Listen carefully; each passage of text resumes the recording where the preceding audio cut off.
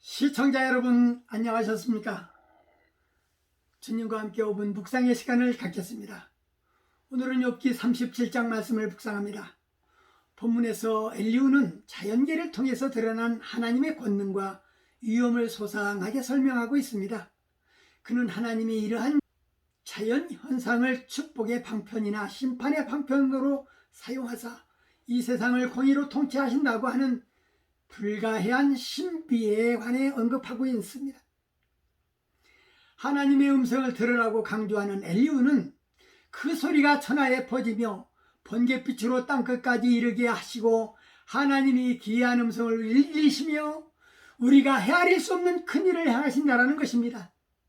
각 사람의 손을 봉하시니 이는 그 지으신 모든 사람으로 그것을 알게 하심이고 남방에서는 광풍이 일고 북방에서는 찬기운이 이르며 하나님이 부르시는 기운에 얼음이 얼고 물이 넓이가 줄어든다고 합니다. 욥은 듣고 가만히 서서 하나님의 기묘하신 일을 궁구하라. 하나님이 어떻게 이런 것들을 명령하셔서 그 구름의 번갯빛으로 번쩍번쩍하게 하시는지 내가 아는가? 남풍으로 내 의복이 따뜻한 까닭을 내가 아느냐? 구름이 평평하게 뜬 것을 내가 아느냐? 우리가 그에게 할 말을 우리에게 가르치라. 우리는 어두워서 진술하지 못하겠노라. 전능자를 우리가 측량할 수 없나니 그는 권능이 지극히 크사 심판이나 무한한 공의를 굽히지 아니하심이라. 자연을 통해서 그 배후에 숨겨져 있는 하나님의 숨은 뜻을 발견하고자 하는 전통적인 자연관의 기초를 준 것입니다. 그러나 하늘에는 절대로 공포가 없습니다. 유용한 사람들을 마음에서 깨어나게 하는 것은 과학의 역할입니다. 아인슈타인은 그가 죽기 얼마 전에 만약 내가 다시 살 수만 있다면 물리학자보다는 차라리 배관공을 선택하겠다고 말합니다. 이는 과학은 아직도 인간의 경험의 가장 깊은 수준에 대해서는 아무것도 말해줄 것이 없다라는 것입니다. 과학으로 고독에 의하여 차가워진 심장을 따뜻하게 해줄 수는 없는 것입니다. 또한 슬픔으로 무너져버린 가슴을 추리해 줄 수도 없는 것입니다. 죄의 얼룩을 제거할 수도 없으며 죄악의 고통을 지워줄 수도 없는 것입니다. 엘리후는 하나님의 위대함과 광대함에 대한 한 증거로서 과학을 제시했습니다. 그러나 오로지 하나님 말씀만이 슬픔 속에 잠겨있는 욥을 위로할 수 있습니다. 밤의 별빛 아래서 시편 19장 말씀을 읽어보면서 인생의 가장 어려운 문제에 대한 해답을 알고 계시는 창조주 하늘의 아버지가 계심을 다시 한번 기억해보는 시간이었으면 좋겠습니다. 이 세상 지구의 크기는 남극과 북극 둘레가 약 4만 9km라고 합니다.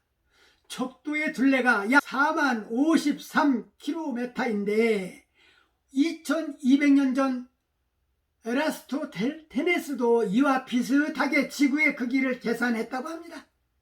그는 지구가 둥글다고 생각했습니다. 하지만 욥 당시만 해도 사람들은 지구가 둥글다고 생각하지 않았습니다. 지구가 육지와 바다로 이어진 커다란 평면이며 그 평면은 끝이 없다고 생각했습니다. 지구 둘레는 바다이며 바닷물이 흘러내리지 않는 것은 지구의 가장자리가 조금씩 솟아올라 있기 때문이라고 그렇게 생각했던 것입니다. 마치 많은 것을 알고 있는 듯 말하는 욥에게 하나님은 세상이 얼마나 큰지 짐작이나 할 수 있겠느냐고 물으셨습니다.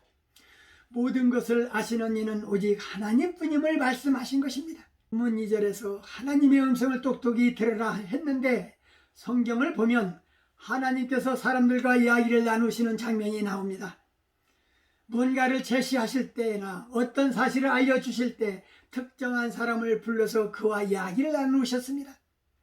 오늘날 우리는 성경시대 사람들처럼 하나님의 음성을 직접 들을 수는 없을지 모르지만 그렇지만 하나님은 지금도 성경을 통해서 우리에게 말씀하십니다. 그래서 성경은 하나님 말씀이라고 부르는 것입니다. 이 땅에서 측량할 수 없는 것이 있다면 영적 세계이며 하나님이 하신 일이며 천국의 삶일 것입니다.